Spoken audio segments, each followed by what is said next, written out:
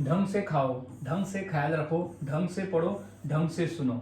So guys welcome back to my channel. और आज का हमारा वीडियो नंबर है 21, फॉर्मूला नंबर 21। और आज के इस वीडियो में हम इस तरह के वाक्य को इंग्लिश में बनाना सीखने वाले हैं जो कि है ढंग से। कॉमन क्या है यहाँ पर? ढंग से, यानी किसी कार्य को ढंग से करो। तो आज हम ऐसे ही वाक्य की इंग्लिश सीखेंगे और इतनी आसानी से सीखेंगे कि इस तरह के वाक्य को हमारे लिए रोजाना इंग्लिश में बोलना काफी आसान हो जाएगा। तो वीडियो के अंत तक बने रहे और समझ ले कि इस तरह के वाक्य को कौन से फॉर्मूले से बनाया जाता है और आसानी से बोला जाता है। तो सबसे पहले हमें समझ लेना है फॉर्मूला कि वो कौन सा फॉर्मूला है जिसके आधार पर हम आसानी से वाक्य को इंग्लिश में बना सकते हैं।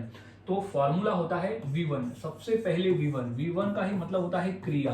तो यहाँ क्रिया का पहला फॉर्म आ जाएगा, क्रिया का पहला फॉर्म यानी V1। अब वो कौन से कार्य को ढंग से करो, वो V1 में आ जाएगा जो सिचुएशन के हिसाब से बदलेगा। V1 जो है वो सिचुएशन के हिसाब से बदलेगा, जो हमें क्रिया कहना है वो।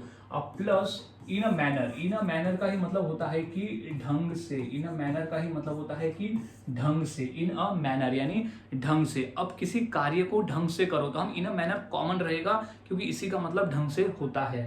तो हमने समझ लिया कि V1 plus in a manner, V1 plus in a manner. V1 यहाँ सिचुएशन के हिसाब से रहने वाला है। अब हमने फॉर्मूले को अच्छी तरह से समझ लिया। अब हम फॉर्मूले के आधार पर वाक्य को इंग्लिश में बनाना सीखते हैं। तो ढंग से खाओ, पहला वाक्य हमारा है कि ढंग से खाओ। खाओ की इंग्लिश क्या होती है? ईट। खाओ की इंग्लिश होती है ईट। तो सबसे पहले आ जाएगा ईट। अब क्या कहता है कि ढंग से, तो इन अ मैनर। क्या कहता है? इन अ मैनर। तो ढंग से खाओ तो ईट इन अ मैनर। तो इस तरह से वाक्य बनते हैं। तो ईट इन अ मैनर यानी ढंग से खाओ। ऐसे मत खाओ, यानी तुम अगर कुछ गलत तरीके से खा रहे हो तो वैसे मत खाओ, ढंग से खाओ। तो ईट इन अ मैनर। अब ढंग से ख्याल रखो, ढंग से ख्याल रखो। अब जिसका भी तुम ख्याल रख रहे होंगे, अरे ढंग से ख्याल रखो। तो ये हो जाएगा कि take care, take care, take care in a manner. ढंग से यानी इन a manner, in a manner. तो ढंग से ख्याल रखो तो take care in a manner. So guys इस तरह से वाक्य बनाए जाते हैं और बोले जाते हैं। काफी आसान है, बस फॉर्मूले को याद में हमें रखना होता है। कुछ और वाक्य देख लेते हैं, जैसे ढंग से बोलो। अब बोल रहे हो तो ढंग से बोलो, प्रॉपर तरीके से बोलो। तो क्या हो जाएगा? बोलो की इंग्लिश क्या होती है? स्पीक। बोलो को हम इंग्लिश में कहते हैं स्पीक। तो सबसे पहले तो यहाँ वर्ब ही आ जाएगा, तो क्या हो जाएगा? Speak, speak, speak. अब क्या है? ढंग से। तो ढंग से का speak in a manner, speak in a manner यानी ढंग से बोलो, ढंग से बोलो। ऐसा मत बोलो, ढंग से बोलो। तो speak in a manner, speak in a manner. अब ढंग से खोलो, ढंग से खोलो। तो हो जाएगा, खोलना को इंग्लिश में कहते हैं ओपन। तो ओपन। अब इन अ मैनर ढंग से, तो इन a manner, in a manner. तो ढंग से खोलो तो ओपन इन अ मैनर।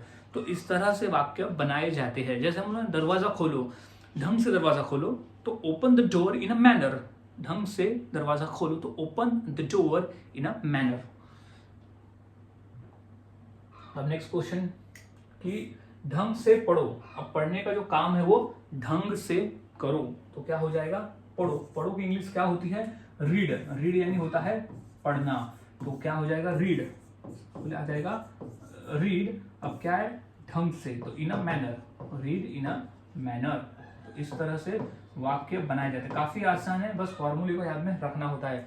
अगर आप फॉर्मूले को याद में रखते हो तो फॉर्मूले के आधार पर आप आसानी से वाक्य को इंग्लिश में बनाना सीख जाते हो, क्योंकि काफी आसान है वाक्य को इंग्लिश में बनाना और फिर उसे बोलना।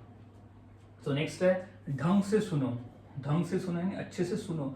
तो सुनो की इंग्लिश क्या हो गई? लिसन।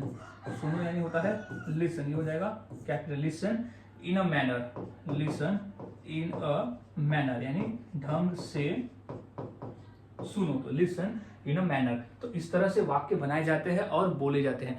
काफी आसान है, बस फॉर्मूले को याद में रखना होता है। आप फॉर्मूले को याद में रखते हो तो आसानी से ऐसे वाक्य को इंग्लिश में बनाना सीख जाते हो। तो अब इसी वाक्य पर मैं दो वाक्य देता हूँ, इसी फॉर्मूले पे मैं दो वाक्य देता हूँ।